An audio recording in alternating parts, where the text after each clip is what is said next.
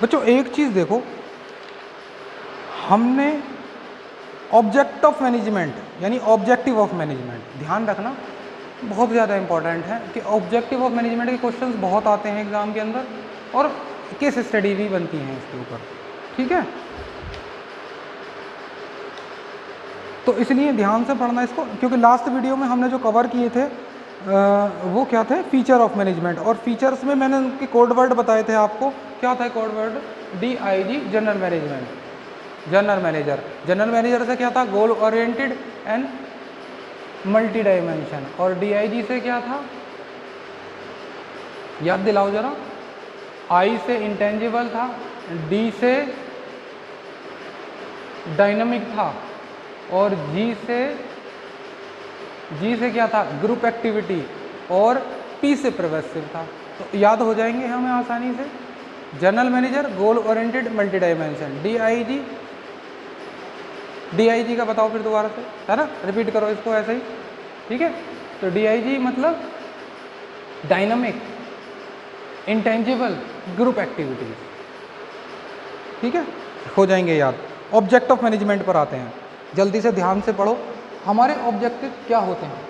Management का सबसे पहला ऑब्जेक्ट होता है, बार बार हर वीडियो में यही बात चल रही है कि मैनेजमेंट का सबसे पहला जो ऑब्जेक्ट होता है वो होता है ऑर्गेनाइजेशंस के गोल को अचीव करना, है ना, ऑर्गेनाइजेशंस के गोल को अचीव करना।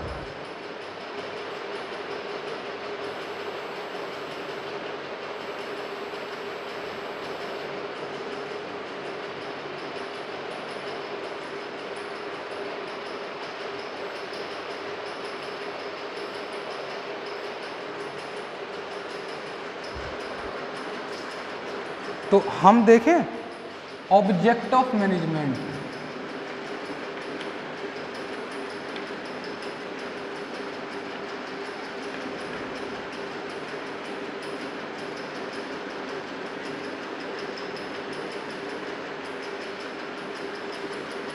क्या थे ऑब्जेक्ट ऑफ मैनेजमेंट?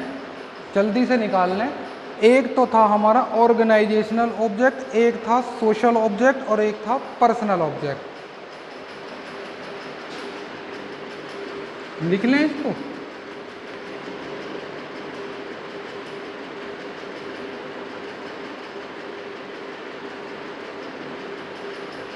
सोशल और एक था पर्सनल।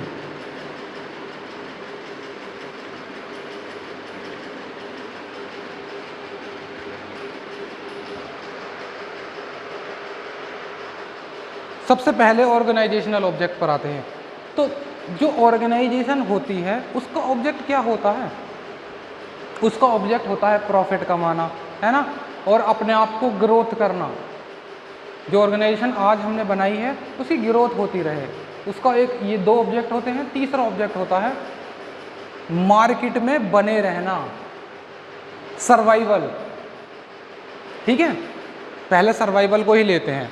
ये लो, मान लो दो कंपनी है मार्केट के अंदर। कौन सी हैं दो कंपनी? जेड लिमिटेड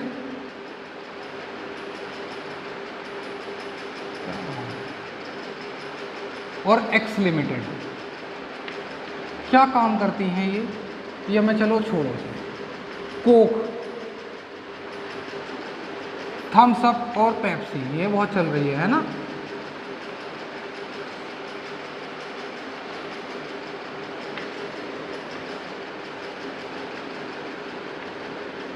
ठीक है, ये दो बेवरेज लिमिटेड कंपनीज हैं। क्या काम करती हैं? पेय पदार्थ बनाती हैं, कोल्ड ड्रिंक्स बनाती हैं। अब मान लेते हैं इंडिया के अंदर, मैं सिर्फ इंडिया की या चलो वर्ल्ड की बात करूँगा, टोटल बायर हैं 1 मिलियन, है ना। तो कुछ ये जो कस्टमर हैं, मैं इनके कस्टमर की बात कर रहा हूँ, है ना, बायर, ये कुछ तो इससे परचेज करते होंगे, ये वाली पसंद करते होंगे, और कुछ इसको बाय करते होंगे, है ना। मान लेते हैं 0.6 मिलियन जो करते हैं वो थम्स अप, और 0.4 मिलियन पेप्सी। अब इसको देखो, ये जो पेप्सी है ये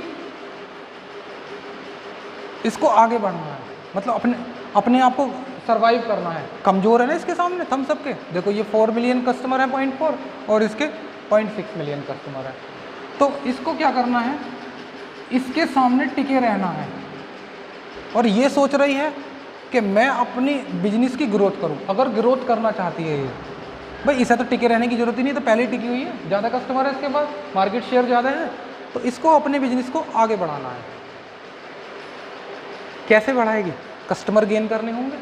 कस्टमर गेन करने के लिए क्या करना होगा, ऐड करने होंगे, है ना, और कस्टमर को बहुत सारे अट्रैक्टिव बेनिफिट्स देने होंगे, क्वालिटी प्रोड्यूस करानी होगी, नए नए तरीके की कोल्ड ड्रिंक्स आती है ना कि सलमान खान से ऐड करा दिया तो उसकी मार्केट शेयर्स बढ़ने के चांसेस बढ़ जाते हैं। फिल्म स्टार से कराते ना, क्योंकि अब फिल्म स्टार से ऐड कराया,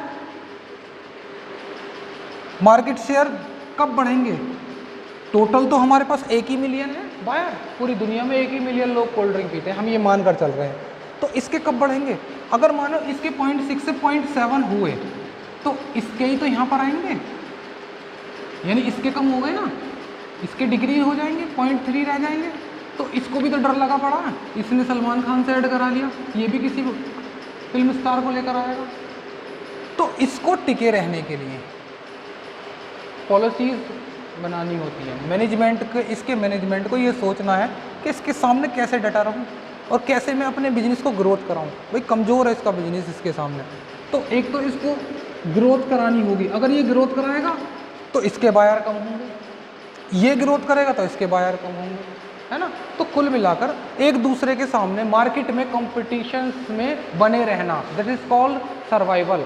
नोकिया कंपनी की मार्केट शेयर्स एक समय पर बहुत ज़्यादा हुआ करते थे, सबसे ज़्यादा मोबाइल नोकिया के बिक्री करते थे। लेकिन पता दिक्कत क्या आई, समय के हिसाब से उन्होंने अपने आप को चेंज नहीं किया, क्योंकि बहुत समय तक नोकिया ने ये सोचा कि मेरे जो फीचर हैं वो सबसे बेस्ट हैं।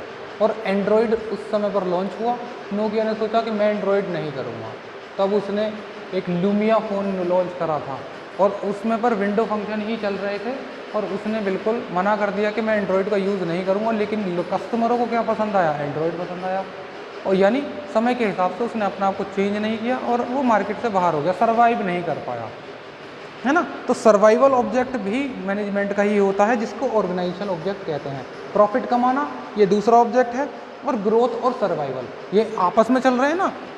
ये इसके सामने बने रहना चाहता है सर्वाइवल, ये इस आगे बढ़ना चाहता है ग्रोथ, तो ये चल रहे हैं हमारे ग्रोथ एंड सर्वाइवल। इसके बाद आता है दूसरा ऑब्जेक्ट हमारा, कंप्लीट है ना ये ऑर्गेनाइजेशन, यानी 3 थे इसके, तीनों हमने कंप्लीट कर लिए। क्या था, सर्वाइवल, प्रॉफिट और ग्रोथ। ठीक है बच्चों, एक चीज़ देखो, सोशल ऑब्जेक्ट यानी सामाजिक बेनिफिट्स, जहाँ पर भी हम ऑर्गेनाइजेशन चला रहे हैं, एक तो वहाँ के आसपास के लोगों को या फिर वहाँ के आसपास के इन्वायरमेंट को किसी भी तरीके से नुकसान ना हो। हम अपनी ऑर्गेनाइजेशन को इस तरह से चलाएं कि हमारा बेनिफिट हो लेकिन दूसरे का नुकसान ना हो, है ना। वरना बिजनेस पॉलिसीज़ क्या कहती है, बिजनेस पॉलिसीज़ कहती है कि अपना फ़ायदा होता रहे। जैसे चाइना चल रहा है, क्या कर रहे हैं, विस्तारवादी नीति, डेवलपमेंट नीति यूज़ कर रहे हैं ना। विस्तारवादी क्या कर रहे हैं, अपने आप को विस्तार में लेकर आना चाहते हैं, चाहे कोई डूब जाए कुछ भी हो जाए, मतलब अपनी देश की सीमाएं बढ़ाना चाहते हैं। दूसरा देश मरता है कुछ भी हो कोई फ़र्क नहीं पड़ता। ऐसे ही बिजनेस अगर ये सोचने लगे कि बस मुझे अपनी ग्रोथ ही ग्रोथ करनी है, किसी का नुकसान होता हो या नहीं होता हो हमें कोई मतलब नहीं है, दिस इज़ नॉट ह्यूमन, क्या कहते हैं इसको, this is not a human thinking, this is devil thinking, है ना। Human thinking, kind hearted thinking is means social object follow करना।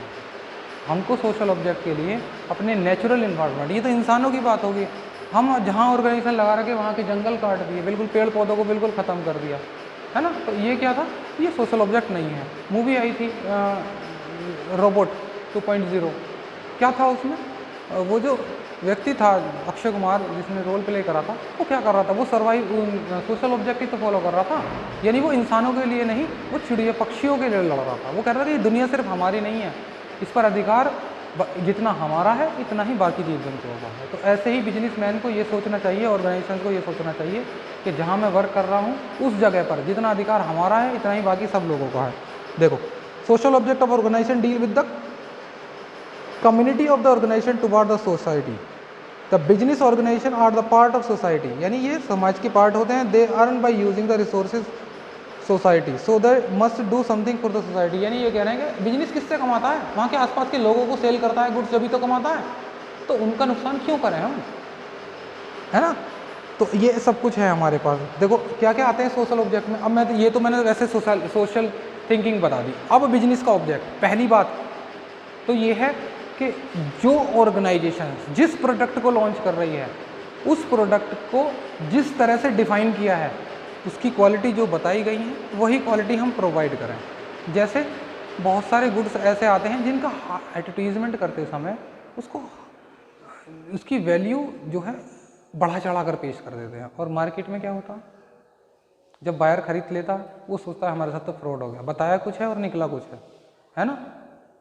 खरीदने तो गए थे हम घोड़े और मिल गया गधा हमें। तो उस कंडीशंस में क्या होता है, हाँ भाई, अगर घोड़ा खरीदने जाएं और हमको गधा मिल जाए तो फिर क्या करोगे, दोबारा खरीदने जाओगे उससे? नहीं जाओगे। यानी उस ऑर्गेनाइजेशंस को दोबारा देखने भी नहीं जाओगे कभी भी, है ना।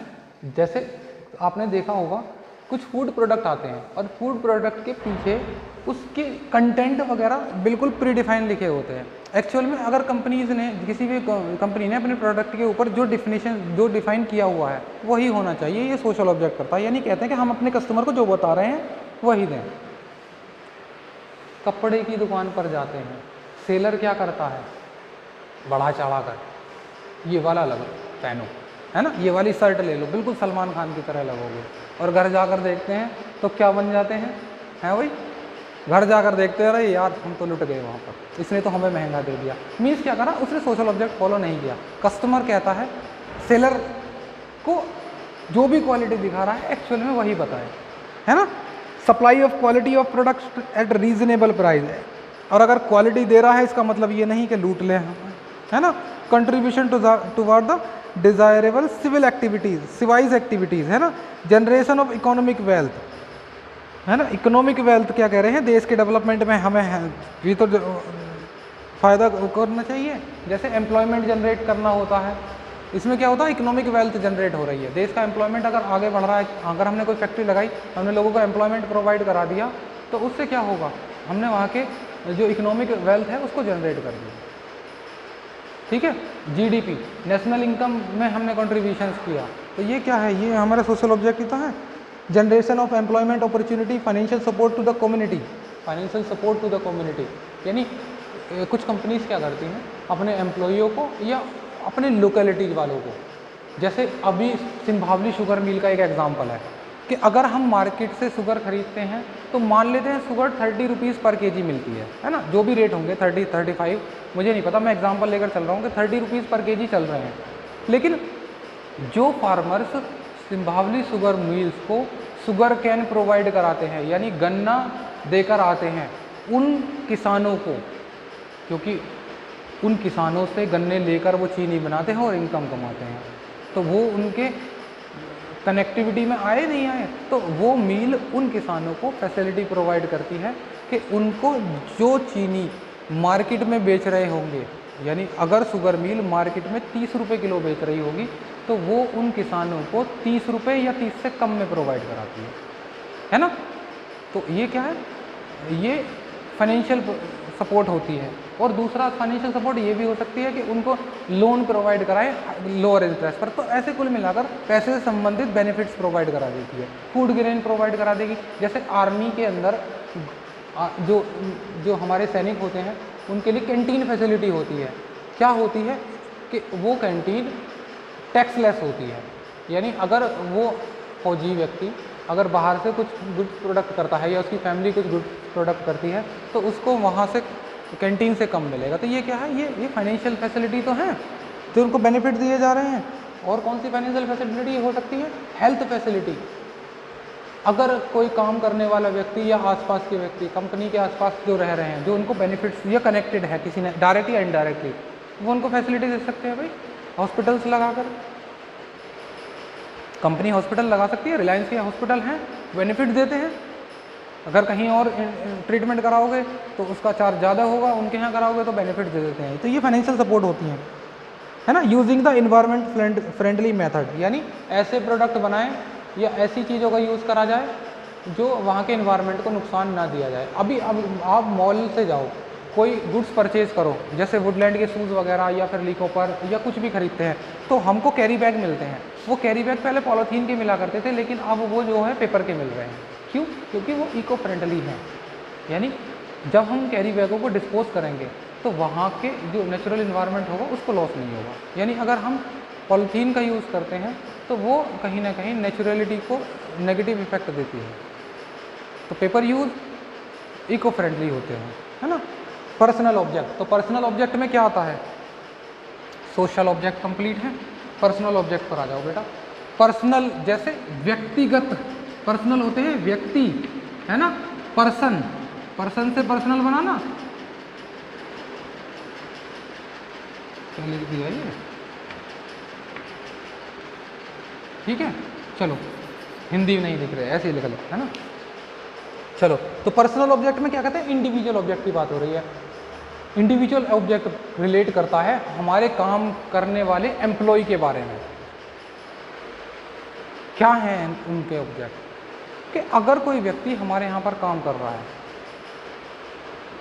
तो हम पहली बात तो ये कि हम उनका ओवर एक्सप्लॉयटेशन ना करें।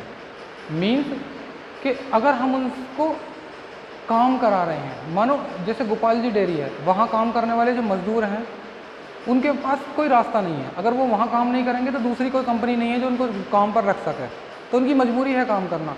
यानी इसका मतलब ये नहीं कि गोपाल जी डेयरी उनका ओवर यूज़ करे। ओवर यूज़ मतलब उनको उतनी सैलरी प्रोवाइड कराए, वेजेस प्रोवाइड करे जितनी अप्रोप्रिएट हो। ऐसा ना हो कि काम तो उनसे ज़्यादा कराए और उनको वेजेस कम दी जाए। दूसरा, कम से कम इतनी सैलरी तो दे जितनी उनको मिलनी चाहिए, है ना। और क्या हो सकती है? हम गोपाल जी डेयरी कहती है कि काम इतना कराना चाहिए, वो करेंगे हमने सैलरी पूरी दे दी। चलो मानो नॉर्मल वेजेस रेट चलते हैं 500 रुपये पर डे, गोपाल जी कहती है मैं दूंगी 600 रुपये पर डे तुम्हें, लेकिन उनको वर्क काम ज़्यादा दे दिया, उनको ओवर बर्डन कर दिया गया। तो इसका मतलब हम सोशल ऑब्जेक्ट फॉलो नहीं कर रहे हैं। सोशल ऑब्जेक्ट फॉलो करने के लिए हमें ये ध्यान रखना होगा कि हम उनसे एक तरीके से काम लिया जाए, है ना। काम करते समय हमें मतलब काम वर्कर से काम कराते समय हमको रेस्ट भी दें, है ना। टाइम इंटरवल आगे जाकर हम पढ़ेंगे, जो हमारे फ्योल्स के और टेलर के प्रिंसिपल्स हैं, वहाँ पर होती है फैटिग स्टडी। फैटिग स्टडी कहती है मानो हमने सैलरी दे दी, चलो हम 600 रुपये सैलरी दे रहे हैं और उनसे 10 घंटे लगातार काम करा दिया, गलत हो गया ना। 10 घंटे कोई काम कर सकता लगातार? ब्रेक भी तो चाहिए उसके बीच में। यानी इसे कहते हैं फैटिग स्टडी। यानी जब हम किसी से काम कराते हैं तो हर 2-2.5 घंटे के टाइम इंटरवल के बाद उसको ब्रेक दिया जाए। अगर वो ज़्यादा हार्ड वर्क कर रहा है, मानो एक व्यक्ति को हमने ज़मीन में गड्ढा खोदने के लिए काम लगाया तो उसको 10-15 मिनट में ब्रेक दो। ऐसा थोड़ी है हम आधा घंटे गड्ढे खोदेंगे, बेहोश हो जाएगा भाई वो, है ना। एक व्यक्ति जो मैकेनिकल वर्क कर रहा है या एक व्यक्ति जो ऑफिस वर्क कर रहा है, तो उसको अलग अलग हिसाब से हो सकते हैं। यानी जितनी जल्दी वो थक जाएगा उतनी जल्दी हम उनको टाइम इंटरवल में ब्रेक देंगे। तो ये हमारे ह्यूमन ऑब्जेक्ट में आते हैं। और अगर हम नहीं देंगे भाई हम क्यों दें, हम तो काम कराने के पैसा ले रहे हैं, तो गलत हो जाएगा। अबे जब वो रिफ्रेश रहेगा, और जब रिफ्रेश रहेगा तो काम भी अच्छा करेगा। लेकिन अगर वो 2 घंटे में ही हमने उसे वर्क से थका दिया तो वो हमें क्या बेनिफिट दे पाएगा भाई? वो तो पहले ही डूब जाएगा, काम कैसे कर पाएगा? बहुत सारी कंपनीज़ क्या करती हैं पता है? जो अगर देखा जाए तो मल्टीनेशनल कंपनीज़ जब हॉलीडे होता है, वीकेंड हॉलीडे होता है, उस दिन क्या करते हैं, उस दिन अम्यूज़मेंट पार्क भेजती हैं अपने एम्प्लॉइयों को, है ना। फ्री मूवी टिकट प्रोवाइड कराते हैं ताकि उस छुट्टी के दिन हमारा एम्प्लॉय बिल्कुल रिफ्रेश हो जाए, ताकि जब वो अगले दिन काम करने पर आए ना तो बिल्कुल फ्रेशनेस के साथ में आए। और जब वो फ्रेशनेस के साथ आएगा तो काम भी अच्छा करेगा। बेनिफिट किसका हो रहा है इसमें? ऑर्गेनाइजेशन का हो रहा है। The individual objective are related to the employ of organization as employ are most important resources of every company. यानी ये 11th में भी लाइन थी, ध्यान रखना, 11th की बिजनेस में भी पढ़ी होगी, ठीक है ना। क्या करें कि एम्प्लॉय सबसे ज़्यादा इंपॉर्टेंट रिसोर्सेज है कंपनी को चलाने के लिए, and satisfy and motivate the employ maximum for the organization. दूसरा, हम बार बार, एक मैनेजर अपनी कुर्सी छोड़कर आया और एम्प्लॉय के पास आया, पूछा काम कैसा चल रहा है, उनसे पर्सनली इंटरेक्ट हुआ जाकर, तो एम्प्लॉय रिफ्रेश होंगे या नहीं होंगे? उनको हौसला बढ़ाया, उनका आकर उनको समझाया कि काम ऐसे होते हैं, तो एम्प्लॉय क्या करेंगे? खुश होकर काम करेंगे। लेकिन एक मैनेजर ऐसा एम्प्लॉयों से बात नहीं करता, हमेशा अकड़ कर बात करता, काम कर भाई, ये कर, इधर उधर, तो उसके लिए नीचे जो काम करने वाले व्यक्ति होंगे तो काम ठीक से नहीं करेंगे, है ना। तो ये सोशल ऑब्जेक्ट होता है कि हमें मैनेजमेंट का अपना बिहेव एम्प्लॉइयों के प्रति वो भी अच्छा होना चाहिए, ठीक है। देखो क्या क्या है पर्सनल ऑब्जेक्ट में, adequate salary, good working condition. Good working condition में क्या, हम उनको इन्वायरमेंट भी अच्छा दें क्रिएट करके। ध्यान से देखो, गुड वर्किंग कंडीशंस को बताता हूँ। अगर आप स्टडी करने बैठें, पढ़ने के लिए बैठें, और ऐसी जगह बैठ जाए जहाँ का एटमॉस्फेयर आसपास का अच्छा ना हो, तो आप अच्छी वर्क ग्रोथ नहीं कर पाओगे, स्टडी नहीं कर पाओगे। लेकिन स्टडी करते समय अपने आसपास के इन्वायरमेंट को स्टडी के अकॉर्डेंस बना लेना, लाइटिंग अरेंज करके, बुक्स वगैरह सिंपल तरीके से लगी हों, सिस्टमेटिक तरीके से लगी हों, है ना, तो इन्वायरमेंट अच्छा हो उस हिसाब से। जैसे मैं अगर बात करूं, स्कूल के प्रिंसिपल्स ऑफिस में बैठते हैं, लेकिन अगर उन्हें ऑफिस की जगह बाहर बैठा दें, काम करेंगे, है ना। ये इन्वायरमेंटल मेथड होता है। हमेशा ऑफिशियल वर्क करने वाले व्यक्ति, चाहे वो प्रिंसिपल्स हों या मैनेजमेंट के लोग हों, उनको एक ऐसा इन्वायरमेंट क्रिएट करके दिया जाता है जो उनको बिल्कुल रिलैक्स फील कराए, ताकि वो उसके लिए प्लान कर सके। क्योंकि स्कूल के प्रिंसिपल्स की बहुत बड़ी ड्यूटी होती है, वो स्कूल को पूरे को प्लान करके चलते हैं। मैनेजर की बहुत बड़ी ड्यूटी होती है, और उसके लिए उनको रिफ्रेश होना ज़रूरी है, फिजिकली नहीं टेक्निकली रिफ्रेश होना ज़रूरी है। इन्वायरमेंट क्रिएट करके दिया जाता है, ऐसा नहीं कि उन्हें ऐसे ही कमरे में बिठा दिया और चलो भाई ठीक है करते रहो। इसका मतलब क्यों बनाए जाते हैं अच्छे खूबसूरत ऑफिस, ताकि वहाँ का इन्वायरमेंट अच्छा होने, और जब इन्वायरमेंट अच्छा होगा तो वहाँ जो काम करने वाले व्यक्ति होंगे वो भी बेहतर काम करेंगे, ठीक है। बड़ी बड़ी कंपनीज इतनी सज धज कर क्यों बनाई जाती हैं? ताकि इन्वायरमेंट अच्छा हो, और इन्वायरमेंट अच्छा होगा तो वहाँ पर काम करने वाले व्यक्ति भी अच्छा काम करेंगे, ठीक है। Adequate salary, good working condition, pre recognisation, peer recognisation, है ना। पीयर रिकॉग्नाइजेशन में क्या होता है कि ये होती है सेल्फ रेस्पेक्ट, जो अभी मैंने बताया कि हम अपने एम्प्लॉइयों से बेतमीज बात ना करें कभी भी, उनकी भी अपनी एक रेस्पेक्ट होती है। यानी हर व्यक्ति, चाहे वो लोअर लेवल पर काम कर रहा हो हमसे या हमारे सिमिलर लेवल पर कर रहा हो, हम उसको रिस्पेक्ट से काम, मतलब जो उसको है एक रिगार्ड होता है, उसको इस तरह से वर्क कराएं, ठीक है बच्चों। आगे पढ़ेंगे पीयर रिकॉग्नाइजेशंस के बारे में, बहुत डीपली पढ़ेंगे, है ना, अगले चैप्टर्स में आएंगे वो। तो peer recognisation, self respect, respect for the colleague to fulfil the social need. यानी अगर किसी से काम कराना है तो प्यार से बात करें। अगर हम उसको ओवर रूल्ड करेंगे ना, अपनी तानाशाही दिखाएंगे, तो वो काम नहीं करेगा बिल्कुल हमारे लिए, ठीक है। ट्रेनिंग एंड डेवलपमेंट क्या करती हैं कंपनीज? बहुत सारी कंपनीज, ज़्यादातर कंपनीज अपने एम्प्लॉइयों को ट्रेंड करती हैं, वीकेंड मंथली उनको ट्रेनिंग दी जाती है, और उनको नोट्स भी प्रोवाइड कराए जाते हैं ताकि उनका स्किल बढ़े। और जब उनका स्किल बढ़ेगा तो बेनिफिट्स किसका होगा? वो काम किसके लिए करेंगे? ऑर्गेनाइजेशन के लिए काम करेंगे, ऑर्गेनाइजेशन को डेवलप कराएंगे, ठीक है ना। सोशल रिकॉग्नाइजेशन यानी उनकी समाज में पहचान भी बनाएंगे, यानी उनको आगे लेकर आया जाए। कैसे होता था? इंडियन आइडल शो आता था, ध्यान करो, social recognisation. Indian Idol show में एक व्यक्ति था, जब लास्ट वाला इंडियन आइडल था जिसको मनीष पॉल होस्ट कर रहा था, तो वो जो व्यक्ति था जो बार बार हेडफोन लगाकर कुछ भी लेकर आता था सामान, उसको बार बार क्यों हम स्क्रीन पर लेकर आ रहे थे? हम नहीं, वो इंडियन आइडल वाले, वो स्क्रीन पर इसलिए लेकर आ रहे थे कि उसकी सेल्फ रिकॉग्नाइजेशन कराई जा रही थी। तो ये क्या था? ये पर्सनल ऑब्जेक्ट था जो एक लोअर लेवल के एम्प्लॉय, यानी स्क्रीन में जितने भी वहाँ पर काम करने वाले व्यक्ति थे, वो स्क्रीन पर काम नहीं करता, लेकिन फिर भी उसको दिखाया जा रहा था क्योंकि उनका कोर पार्ट होगा वो, जिसको वो बार बार आगे लेकर आते थे, लोगों को दिखाते थे कि हाँ ये भी व्यक्ति है। कभी कभी ऐसे जो रियलिटी शो होते हैं वो क्या करते हैं, रियलिटी शो के अंदर जैसे मैं सिंगिंग डांस कंपटीशन की बात कर रहा हूँ, तो मेन रोल क्या होता है, जो परफॉर्म करता है उसको ही लीड करा जाता है। लेकिन कभी कभी वो कहते हैं भाई हमारे यहाँ जो काम कर रहे हैं ना, इनका मेन रोल तो म्यूज़िक वालों का भी है, जो म्यूज़िक प्रोवाइड करते हैं, लेकिन ये बेचारे कभी आगे नहीं आते, तो वो फिर उनको इंट्रोड्यूस कराते हैं। तो वो सेल्फ रिस्पेक्ट ही है, वो उनको सेल्फ रिकग्नाइजेशन कराते हैं, उनकी पर्सनल इंट्रोडक्शंस कराते हैं, है ना बच्चों। तो ये हमारे ऑब्जेक्टिव ऑफ मैनेजमेंट थे, बहुत ज़्यादा इम्पोर्टेंट है। अभी तक हमारे फर्स्ट चैप्टर्स के ये टॉपिक कंप्लीट हुए हैं। ये आपको इम्पोर्टेंस ऑफ मैनेजमेंट, ये आपको सेल्फ रीडिंग करनी है, ठीक है। फिर इसके बाद मैं अगले जो वीडियो में कवर करूँगा वो नेचर ऑफ मैनेजमेंट करूँगा, ठीक है ना। तो यानी नेचर ऑफ मैनेजमेंट से पहले जो भी कुछ है वो आपको कंप्लीट करना है। यानी हमारी फर्स्ट चैप्टर की 3 वीडियो हो चुकी हैं आज, और नेचर के बाद नेचर और टॉप लेवल मैनेजमेंट, ये जो लेवल ऑफ मैनेजमेंट है, इसके बाद हमारा चैप्टर ख़त्म है। नहीं ख़त्म नहीं है, अभी तो बहुत है ना। कोऑर्डिनेशन ड्राफ्टिंग चलो अगली वीडियो में कंप्लीट हो जाएगा, ठीक है बेटा। Thank you.